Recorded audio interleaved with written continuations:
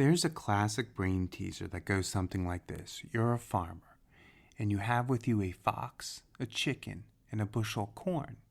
And you come across this river, and you need to take these items across the river, but the boat that you're using can only hold a certain capacity of weight, which means you can only take one of these items at a time. So if you take the fox over first, the chicken's going to eat the corn. If you take the corn over first, the fox is going to eat the chicken. And even if you bring the chicken over first, you still have to go back and forth, and one may eat the other. Solve this classic puzzle, and you'll learn that reaching your retirement goals is a similar riddle. Today on Fin Wisdom.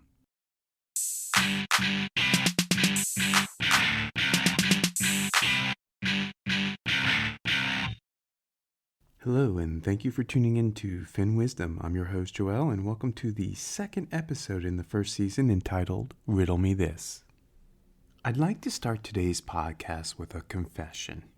I love brain teasers. Crosswords and Sudoku are okay, but I really love brain teasers, such as the one you heard in the opener.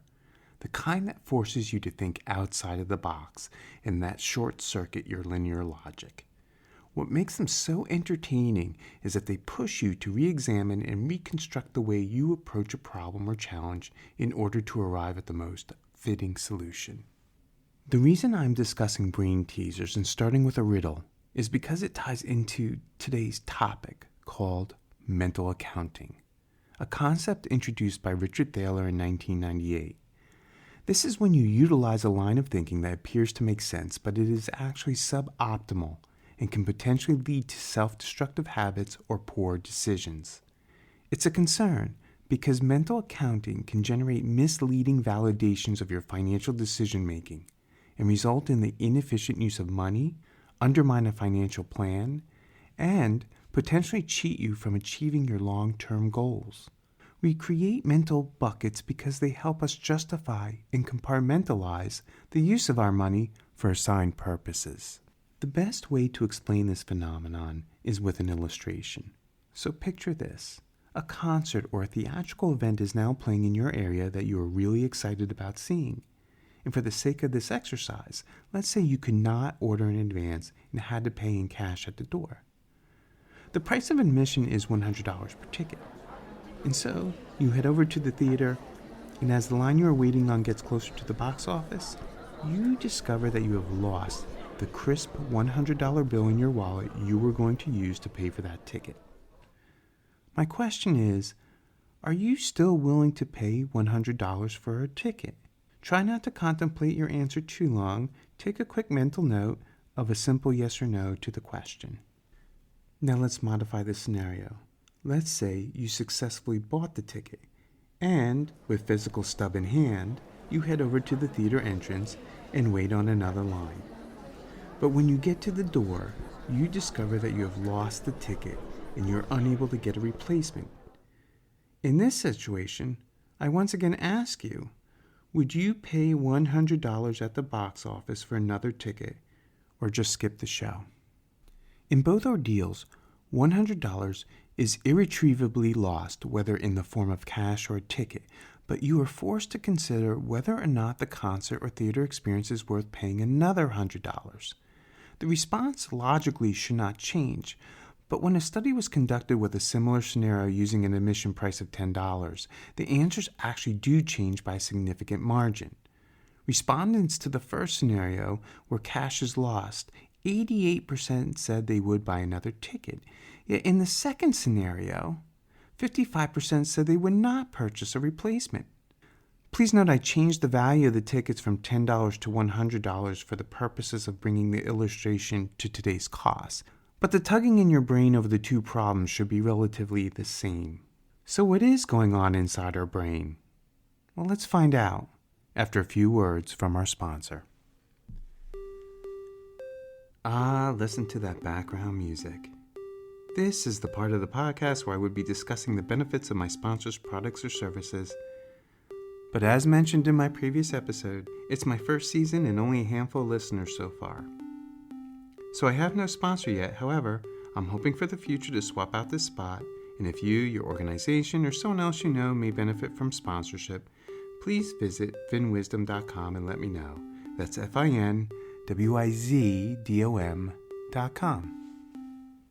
Welcome back, and let's return to the tale of two tickets. Here's what's going on. Let's start with the latter scenario first, where we pre-purchased the ticket. Our minds created a mental bucket and gave the money a purpose for the entertainment expected. If all went well and we had the pleasure of experiencing the show, the assigned use of the money would have been satisfied. But when we had to pay for another ticket, that reopens the dedicated entertainment bucket and now appears as though we are paying double for the same purpose, which many might find too high a price to pursue. Why? Because we use up the money established for the purpose. Now, going back to the first scenario where we lost the physical cash, there is no mental bucket associated with the $100. Yes, in all likelihood, we would be really upset about missing the money. But the loss is not linked to the actual entertainment, and that's why it makes it easier and more probable you will consider purchasing another ticket. These buckets, in terms of mental accounting, build on this cognitive thinking of organizing, evaluating, and keeping track of financial activities. Here's how the process works. You assign a bucket into various silos you deem of value. Often this could be in terms of expenditures such as groceries, housing, entertainment, vacations, utilities, restaurants and bars, car-related costs like gas. I think you get the idea. These intentions are good. They're set up to help you manage your money, but it forces you to treat the money differently depending on the assigned purpose. This line of thinking can trip you up. Let me ask you, do you treat money differently when it's a tax refund? Or how about birthday money or speculative investments not part of your normal investment activity? I know many intelligent people in my life who have very comprehensive financial plans, yet bring up the topic of bonuses, and they will tell you all sorts of creative ways they plan on spending that, quote, additional income. I've got a great case in point. Have you ever been to a casino? If you ever played any games and were winning more than you were losing, that's awesome.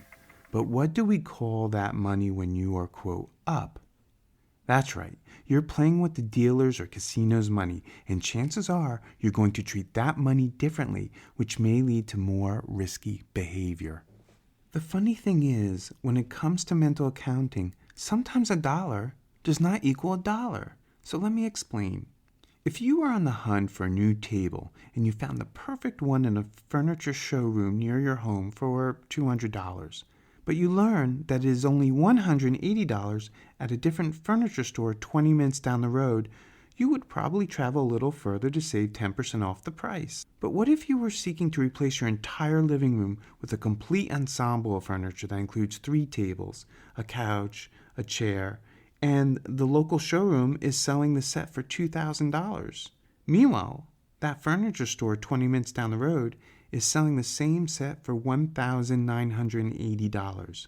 Would you drive to save a mere 1% less? It doesn't sound worth the effort, but in both cases the amount you would have saved is $20. Why did we discount the cash when it was for a larger purchase? That's because we assigned a different value to the savings in relation to the price. Anyone who has ever been involved with the purchase of a sizable vacation package can easily be wooed to upgrade their hotel rooms, excursions, or airplane seats for just a few $100s more when in comparison to the overall price. But shrink the size of the vacation, and those few dollars more to spend on extras seem less valuable for what you would be receiving in return.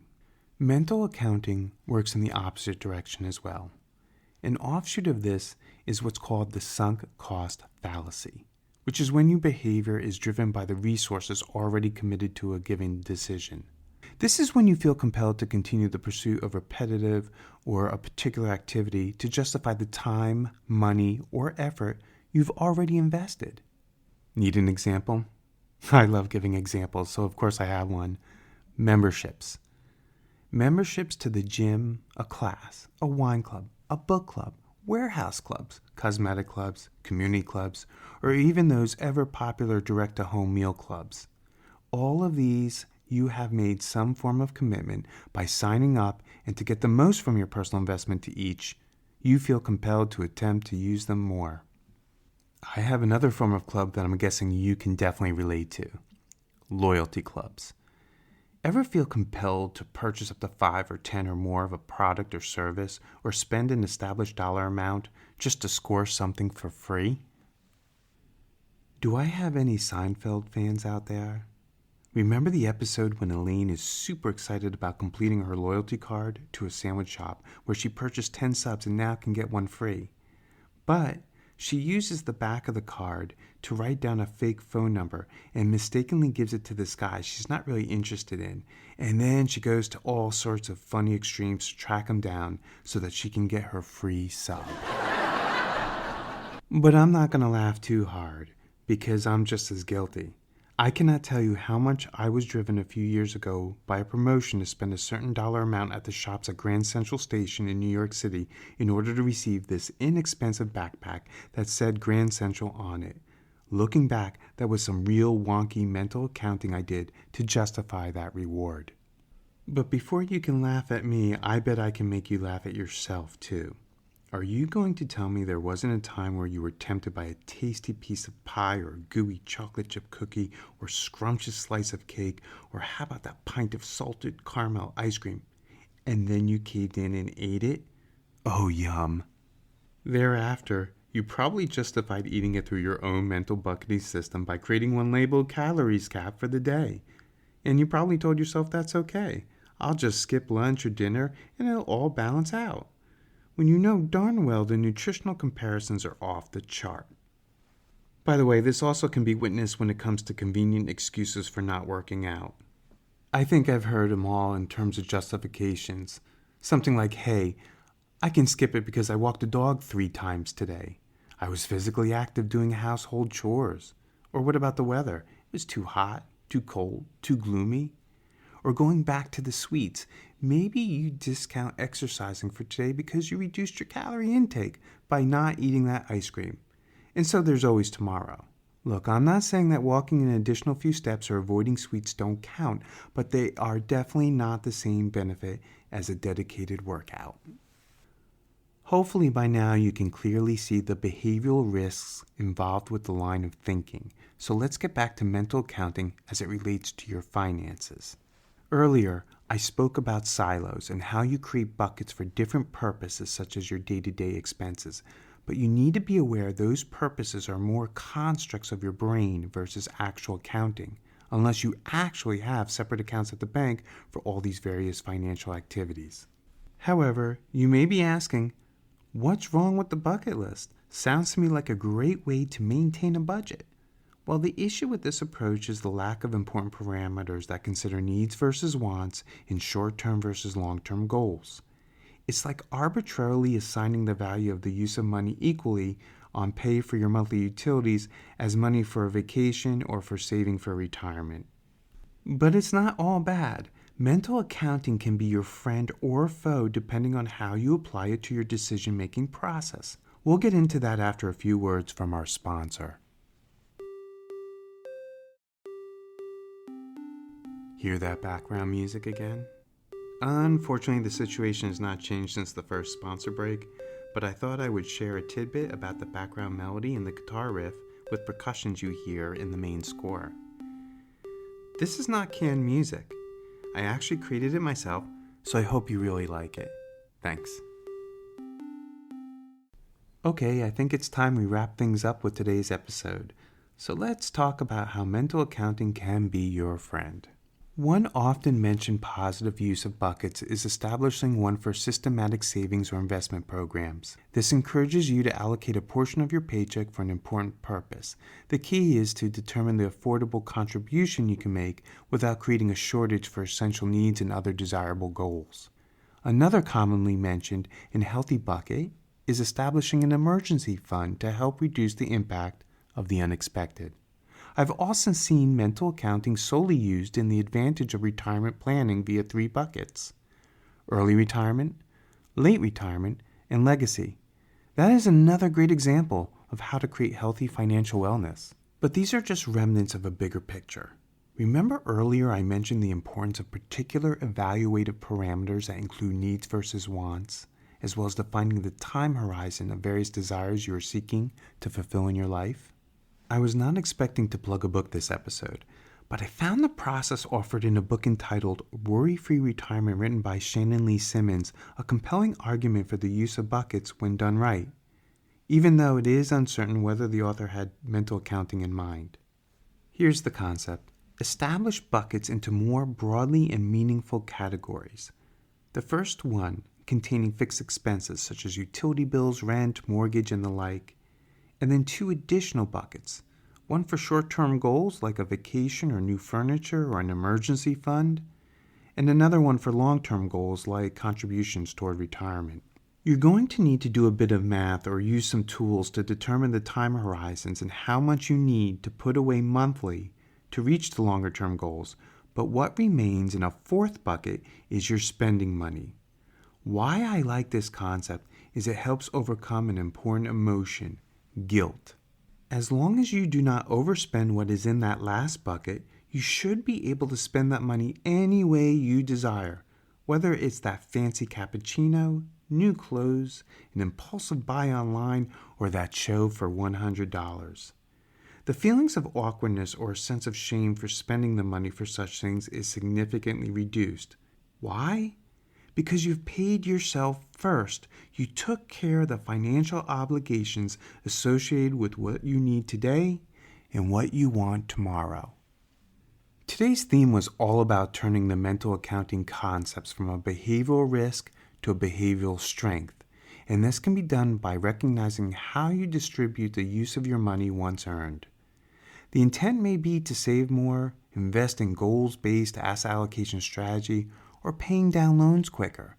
But the true value is what you gain from these financial activities in terms of improved financial wellness.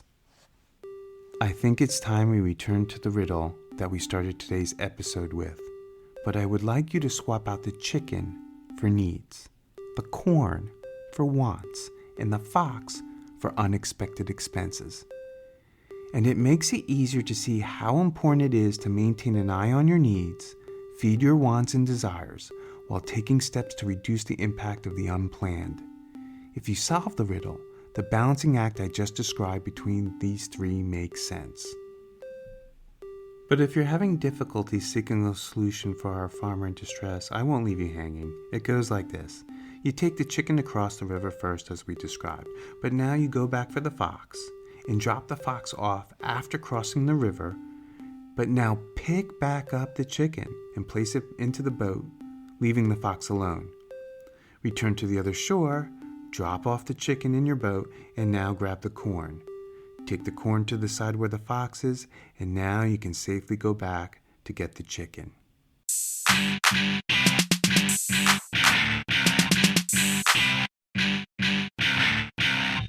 As a copyright reminder, written permission is required to use any of the content shared.